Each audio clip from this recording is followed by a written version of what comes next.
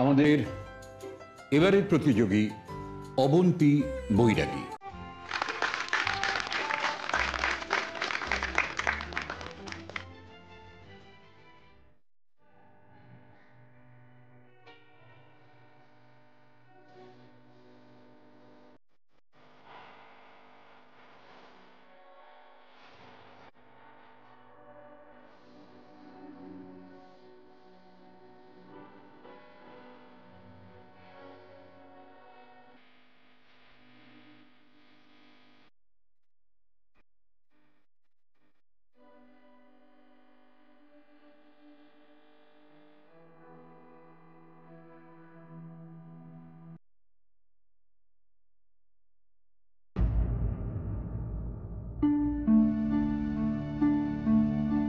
আশ্চর্য, বাড়িতে তালা, সবাই মিলে গেল কোথায়? মেঘের তো শরীর ভালো নেই, হাসপাতালে যেতে হলো কি? একটা ফোন করব, নীলকে একটা ফোন করি।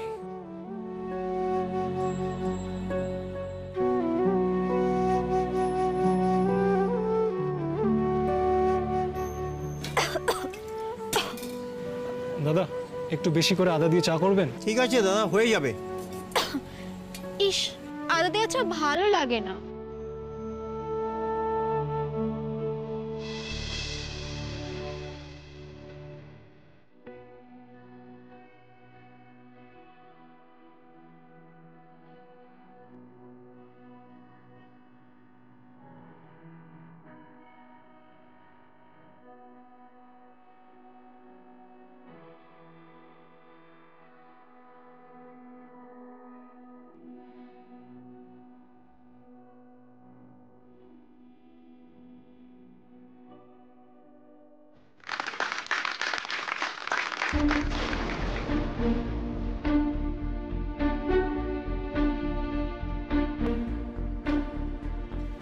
ওইখানে আবার কি হলো? দেখো, পাড়ার প্রোগ্রাম তো, হয়তো কাউকে ফার্স্ট করতে বলছে পাড়ার দাদারা।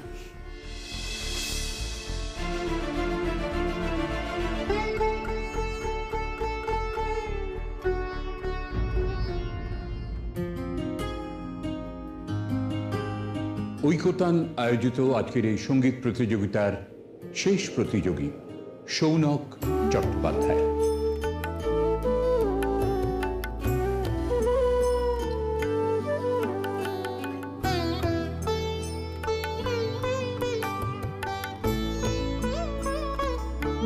সৃজন ছন্দে আনন্দে নাচো নটরাজ হে, মহাকাল প্রলয় তাল ভোলো ভোলো।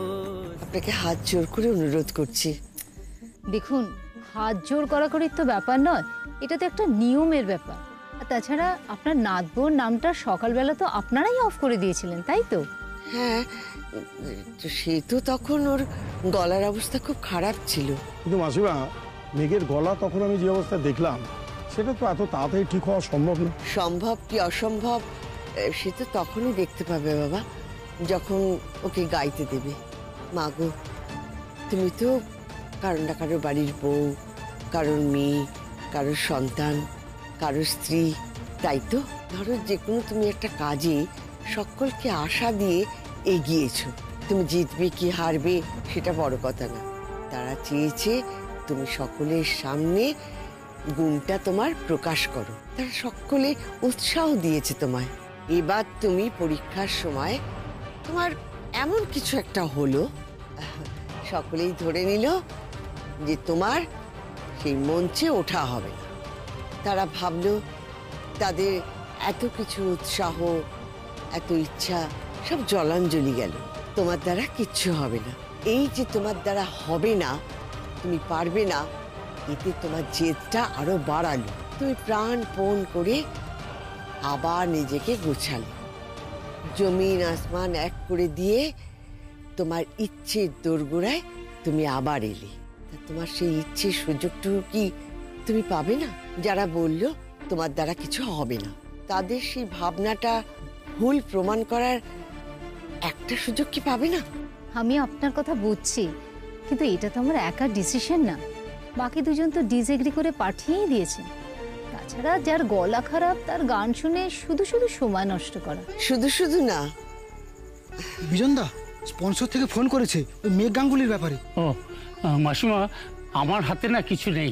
ম্যাডাম কি বলেন আর স্পন্সর কি বলেন তার উপরে সব নির্ভর করছে।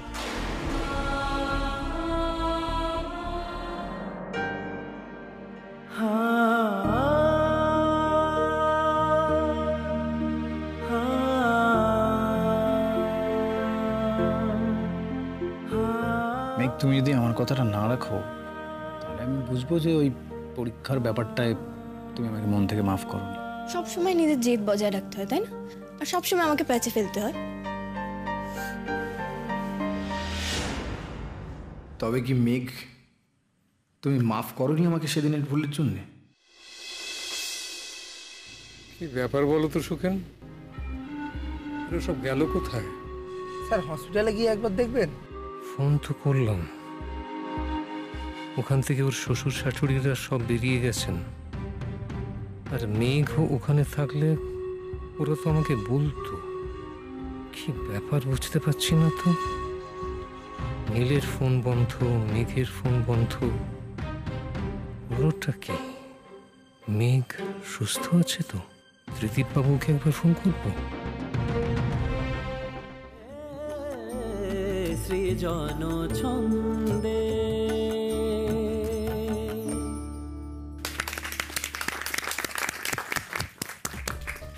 আচ্ছা, গান তো শেষ হয়ে গেছে, এবার যাবো তো আমরা? তোর না বড্ড অধৈর্য, বুঝতে পারছিস তো? আর এতক্ষণ বসে আছি, কে জিতো সেটা দেখে যাবো না? এ কথা ঠিক যে দেখতে দেখতে আমরা আজকের অনুষ্ঠানের একেবারে শেষ পর্যায়ে পৌঁছে গেছি। কিন্তু ওই যে রবি ঠাকুর বলেছেন, ফুরায় যা তা ফুরায় শুধু চোখে, অন্ধকারের পেরিয়ে দুয়ার যায় চলে আলোকে। এটা গানের সঞ্চারণ। গানের প্রায় সূচনায় বলছেন, শেষ নাহি যে শেষ কথা কে বলবে। আমাদের একটা ছোট্ট ভুল হয়ে গেছে, মানে আগের শিল্পী শেষ শিল্পী ছিলেন না। আমাদের শেষ শিল্পী মঞ্চে আসতে এখনো বাকি আছে।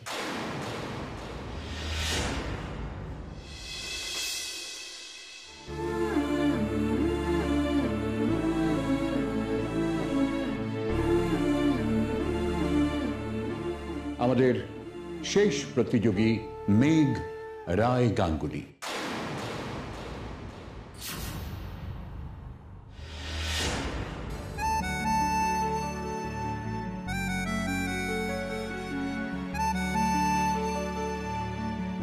এই সুখেন, গাড়ি থামাও।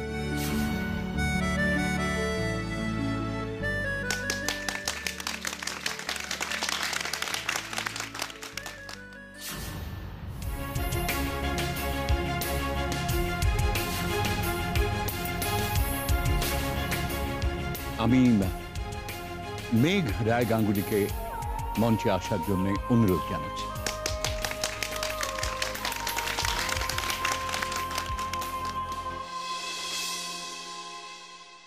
এটা কি করে হয়? এটা অসম্ভব। মেঘ এটা কি করে ম্যানেজ করলো?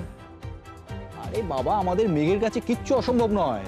আনহনি কো হনি করতে, হনি কো আনহনি। কি দাদা, বলেছিলাম তো আমাদের মেঘের সারপ্রাইজ দেওয়ার ট্র্যাক রেকর্ড আছে, মিলছে।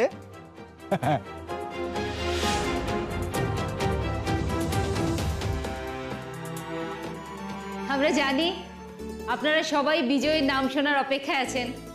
আমরাও আমাদের সিদ্ধান্ত নিয়ে তৈরি আছি, কিন্তু উদ্যোক্তা আর স্পন্সরদের তরফ থেকে বলা হচ্ছে যে যেহেতু এই প্রতিযোগীর নাম আগে ছিল তাই একবার সুযোগ দেওয়া হোক। অতএব আমরাও মেনে নিতে বাধ্য হলাম। তাড়াতাড়ি আসুন শেষ প্রতিযোগী মেঘ রায় গাঙ্গুলি। কি মেঘ, খুশি তো? যাও, এবার তুমি যাও।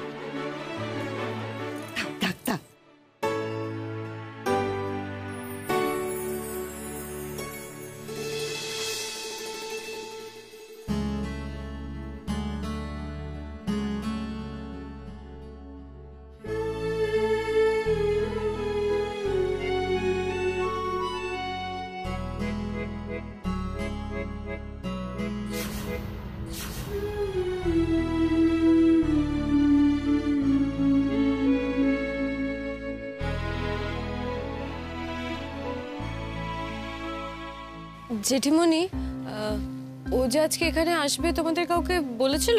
না, কোথায় বললো? না। অসাধারণ। আর এতক্ষণ ধরে এখানে সবাইকে বললাম যে ও অসুস্থ।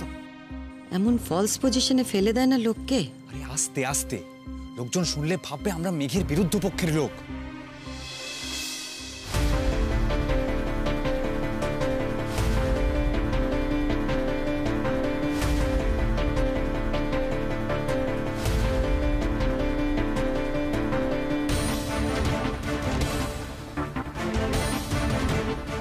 এবার একটা লোক হাসানো হবে। ছি ছি, আমার তো মনে হচ্ছে ধরনী দিদা হও, আমি ঢুকে যাই।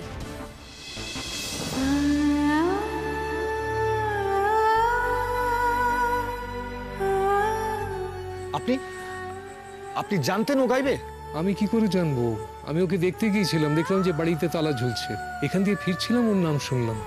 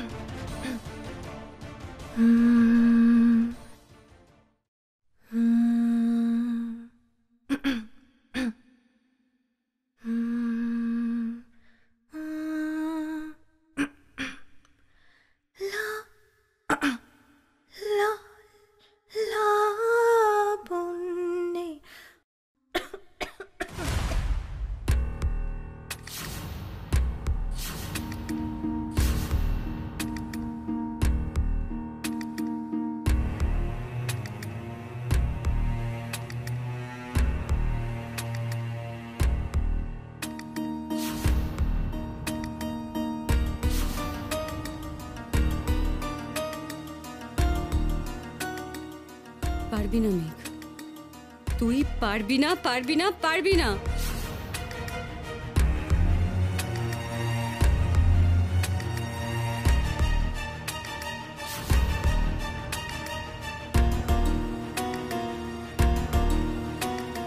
আমার মনে হয় উদ্যোক্তা আর স্পন্সরদের আবদার আমরা রেখেছি, এবার অনুষ্ঠান শেষ করার সময় হয়েছে। প্রতিযোগীকে আর 5 সেকেন্ড সময় দিচ্ছি, তার মধ্যে উনি যদি শুরু করেন গাইবেন, না হলে প্রতিযোগিতা এখানেই শেষ হবে। 5 4 3 2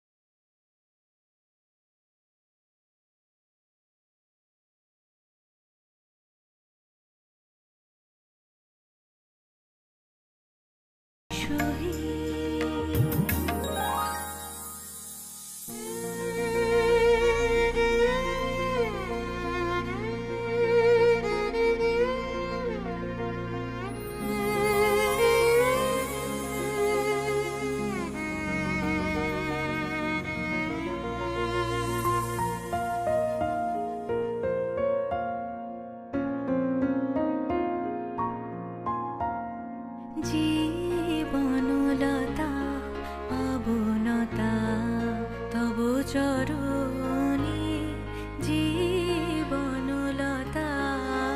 অবনতা তব চরণে।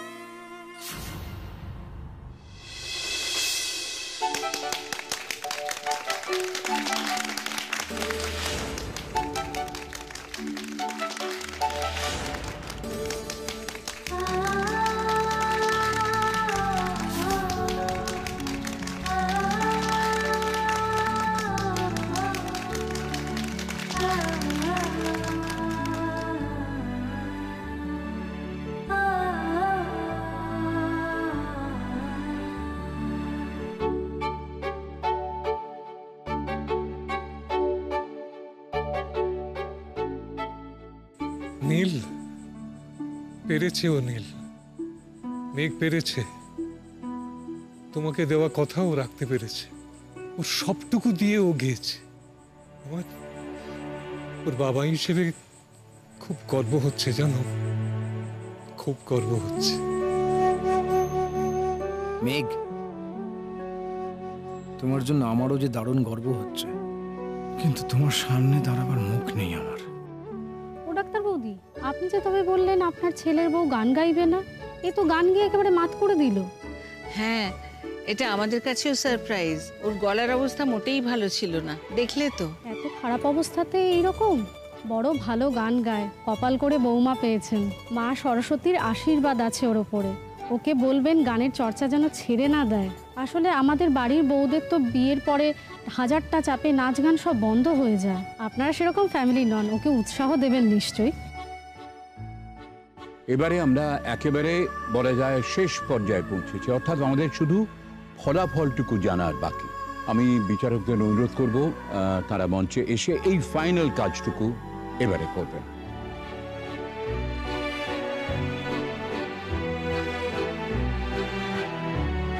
প্রথমেই আমি আমাদের তরফ থেকে ঐকতানকে অভিনন্দন জানাচ্ছি এরকম সুন্দর একটি অনুষ্ঠান আয়োজন করার জন্য এবং সেই অনুষ্ঠানে আমাদের সামিল করার জন্য। আজ আমরা যে কটি গান শুনেছি সব কটি খুব উচ্চমানের এবং প্রত্যেক শিল্পী খুবই সম্ভাবনাময়। আমরা তাদের সফল শিল্পী জীবন কামনা করি। যেহেতু এটি একটি প্রতিযোগিতা এবং তাতে একজনকে বিজয়ী হতেই হবে, এখানেও তাই হয়েছে।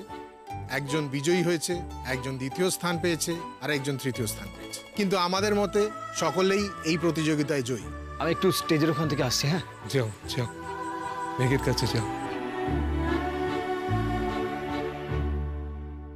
যাও নীল, গিয়ে তুমি নিজের অপরাধের মাপ চাও। বারবার আমার মেয়েটাকে কষ্ট দিচ্ছ, তুমি অন্যায় কষ্ট দিচ্ছ। আজ সকালে ওর গলা খারাপের খবর আমাকে দেবার ধরনে আমি বুঝেছি তুমি অসন্তুষ্ট হয়ে আছো ওর ওপর। ওর গলা খারাপের জন্য দায়ী করছো তুমি ওকেই। আর তুমি যে ওর কোনো খবরই সারাদিন রাখোনি সেটাও এখন বুঝতে পারছি। তোমার কাছ থেকে এটা কিন্তু আমি আশা করি না নীল। তোমার মধ্যে ম্যাচিউরিটির এই অভাবটা আমাকেও ভাবাচ্ছে। আমি ভেবেছিলাম তুমি অনেক স্থিতধী, বিচক্ষণ, কিন্তু আমি ভুল। মেঘ কতবার সহ্য করবে তোমার দেওয়া আঘাত? বাপি, তোমরা যতই হাততালি দাও আর যতই মেঘের গানকে আহা আহা করো, একটা কথা মাথায় রাখতে হবে, মেঘ কিন্তু আমাদের সকলের সঙ্গে মিথ্যে নাটক করেছে। যেটা ঘটছে সেটাকে এনজয় কর। আমাদের মেঘকে সবাই উঠে দাঁড়িয়ে এভাবে হাততালি দিচ্ছে, সেটা কি কম কথা? এই মহিলার কেসটা তো বুঝছি না। মেঘ এদের বোকা বানিয়ে স্টেজে গাইলো। এই মহিলা খেপে উঠছে না কেন? এখনো হাততালি দিচ্ছে কেন? আচ্ছা জেঠিমণি, মেঘের কিন্তু আমাদের সবাইকে এভাবে টেনশনে রাখাটা ঠিক হয়নি একদম। যাক, ওই টেনশন ফেনশন নিয়ে আমি এখন আর ভাবছি না। নাম ঘোষণা করার পর থেকে আমি তো ভাবছিলাম যে আমাদের বাড়ির প্রেস্টিজ একেবারে ধুলোয় মিশে যাবে। যাক, সেটা যে হয়নি, এটাতেই আমি খুশি। আমার কিন্তু অবাক লাগছে। অবাক হবার কি আছে? ও গানটা যে ভালো গায় সে বিষয়ে তো কোনো দ্বিমত নেই। যখন নাম দিয়েছিল আমি জানতাম ভালো পারফর্মও করবে, কিন্তু গলার ওই রকম অবস্থার পর এরকম পারফরমেন্স, সেটা তো তারিফের। মা, তোমার কথা আমি বুঝতে পারছি না। তুমি তো আপত্তি করেছিলে ওর গান গাওয়া নিয়ে, এখন তুমি ওর তারিফ করছো। বোধহয় ভুলে যাচ্ছ, আমি ওকে বলেছিলাম পার্টিসিপেট করছো যখন, তখন বাড়ির নাম ডুবিও না। আই এম হ্যাপি যে ও সেই কথাটা আমার রেখেছে। কি মনে হচ্ছে বলতো, ফার্স্ট হবে? একটা কথা কিন্তু পরিষ্কার, আজ সকাল থেকে মেঘ গলার ব্যথাটা নিয়ে পুরোটা নাটক করেছে, একটা স্রেফ মিথ্যে নাটক। যদি কম্পিটিশনে খারাপ করতো তাহলে সবাই বলতো আহারে গলায় ব্যথা ছিল। মূর্খের মতন কথা বলো না। তোমার বাবা আর আমি দুজনেই ওকে চেক করেছি, she had a very bad infection. তাহলে এখন কি করে গান গাইলো জেঠিমণি? ম্যাজিক! আরে মাসিমা, আরে কোথায় চলে যাচ্ছিলে? আসুন আসুন।